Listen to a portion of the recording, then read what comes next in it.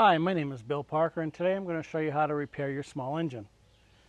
First thing we do is check to make sure we have fresh, clean fuel. Once we know that that's right, then we check the air cleaner.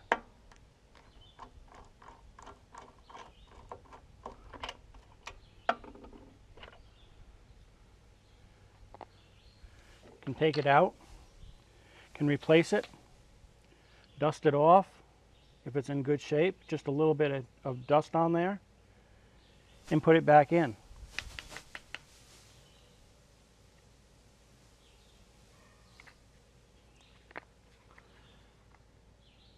And then the last thing we want to do is check or change the spark plug. Spark plug is like the heart of your lawnmower. So we take the plug wire off,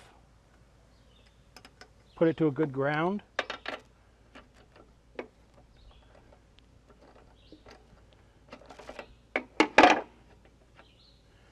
take the plug out. This one's carboned up, so I'm going to just replace it. I've already pre-gapped it.